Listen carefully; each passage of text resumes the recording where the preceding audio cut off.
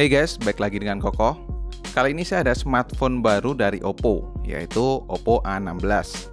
Dimana smartphone ini masuk di jajaran entry level dengan harga SRP Rp1.999.000. Nah, seberapa menariknya sih smartphone ini? Dan siapa sih yang cocok untuk pakai Oppo A16 ini? So, tanpa basa-basi lagi, kita mulai ke videonya. Seperti layaknya handphone Oppo seri A lainnya, boxnya tuh simple dengan warna putih. Terus gambar unitnya tepat di tengah. Tulisan Oppo A16 di atasnya dan di bagian pojok ada keterangan 3GB RAM dan 32GB ROM. Sedangkan untuk di bagian kiri cuma ada tulisan Oppo dan di bagian kanan tulisan A16. Lalu di bagian belakang ada 4 selling point utamanya. 5000 mAh long lasting baterai, AI triple kamera, sleek design, HD Plus iCare display. Oke, di unboxing dulu ya.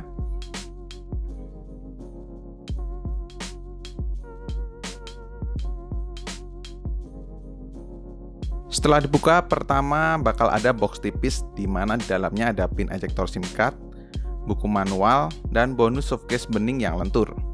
Baru di bawahnya ada unit produknya Oppo A16 yang masih di wrapping nih. Di bawahnya lagi ada adapter charger dengan output maksimal 10 watt dan kabel data USB Type-C. Kita rapiin sebentar ya.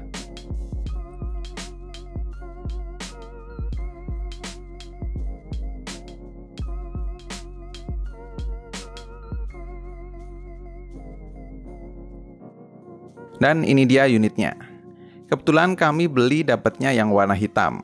Jadi backcase-nya punya finishing glossy dengan warna full black. Kesan mewah tersirat di Oppo A16 ini. Walaupun kalau nggak dipakein case bakal mudah untuk ninggalin bekas sidik jari. Di bagian belakang ini kamu bakal melihat langsung tulisan Oppo di pojok kanan bawah. Terus setup AI triple kamera di pojok kiri atas yang dilengkapi dengan LED flash. Yang dibingkai frame persegi panjang layaknya mirip Reno series. Dari dulu yang membuat saya suka dengan Oppo selain teknologi charger yaitu bodinya. Dimana untuk kelas entry level pun Oppo ngasih bodi yang solid walaupun memang berbahan material polikarbonat. Frame di sisi kanan ada tombol power yang berfungsi juga sebagai fingerprint. Sisi atas kosong, sisi kiri ada tombol volume dan slot SIM card, di mana di sini disediakan triple slot untuk dual SIM card dan untuk tambahan memori eksternal. Lalu untuk sisi bawah ada lubang speaker, port USB Type-C, lubang mic, dan port untuk audio jack 3,5 mm. Dengan adanya port audio jack ini tentunya nggak bikin bodinya tipis ya. Cuman framenya tuh tetap solid, secara handheld nyaman, dan nggak kegedean, masih bisa terbilang ramping. Lanjut ke bagian depan, kita nyalain dulu dan setup sebentar. Di sini nampak layar dengan desain notch atau water drop display menghiasi tampilan depannya. Layarnya ini berukuran 6,52 inch HD Plus dengan panel IPS dan ketika pembelian sudah ada anti goresnya. Saya masih belum tahu apakah layarnya tuh dilindungi Corning Gorilla Glass atau enggak. Tapi yang jelas mau layar sebagus apapun saran saya mending dikasih perlindungan anti gores. Kan sayang tuh kalau punya handphone tapi layarnya kegores-gores. Untuk sekelas entry level, kualitas produksi warnanya cukup oke kalau menurut saya pribadi. Buat nonton Twice kayak gini masih terasa kontras dan vibrance-nya juga cukup. Atau kalau mau dipakai buat sekolah online biar nyaman, tinggal mengaktifkan aja mode e-comfort. Ke bagian kamera. Kamera belakangnya punya konfigurasi triple kamera di mana masing-masing 13 megapiksel untuk main kamera, 2 megapiksel untuk bokeh kamera, dan 2 megapiksel lagi untuk makro kamera. Sedangkan untuk kamera depan ada 8 megapiksel selfie kamera. Fiturnya terbilang standar dengan adanya mode portrait, malam, terus pro, timelapse, dan ada mode makro. Lalu untuk perekamannya kamu bisa merekam hingga Full HD baik dari kamera belakang maupun kamera depan. Nah, sudah cukup lah ya untuk smartphone di harga 2 juta. Nah, ini untuk beberapa hasil fotonya.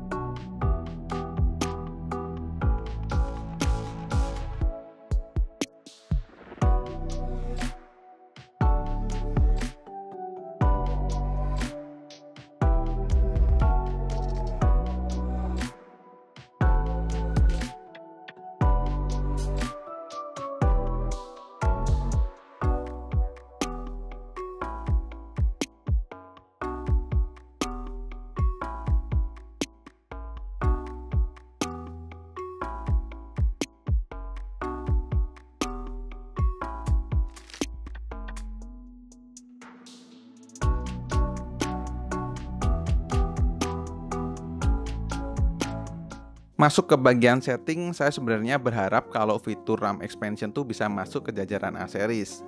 Karena jujur saja dengan RAM sebesar 3 GB untuk handphone Android zaman sekarang saya rasa akan kurang ya. Ya, walaupun balik lagi soal kebutuhan.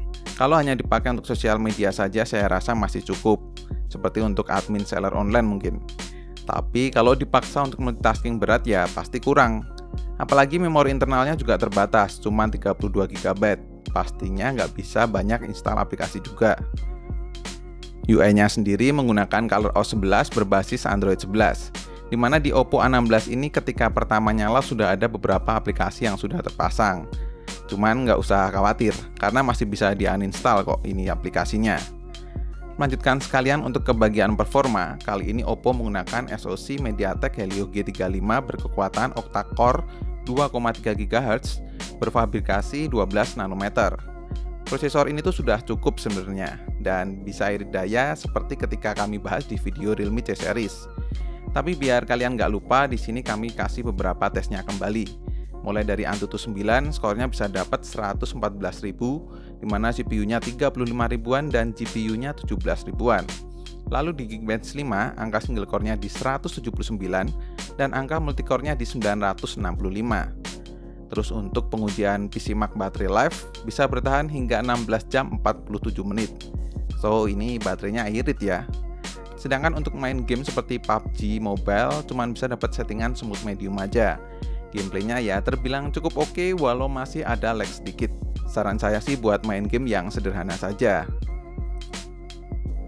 Menarik kesimpulan dari unboxing barusan, mungkin Oppo A16 ini lebih cocok buat kamu yang mau kasih kado untuk orang yang baru pertama pegang smartphone Android, atau bisa juga buat handphone sekolah online atau admin toko online gitu. Karena dari spesifikasi yang ditawarkan, saya rasa Oppo 16 ini lebih cocok untuk daily sosial media saja. Ya walaupun buat main game tipis-tipis masih bisa sih. Untuk link pembelian nanti bisa cek di kolom deskripsi ya. Buat video reviewnya akan tayang kalau banyak yang request. Oke, cukup sekian untuk video unboxing kali ini. Terima kasih banyak yang sudah nonton sampai akhir. Koko undur diri dan kita ketemu lagi di video selanjutnya.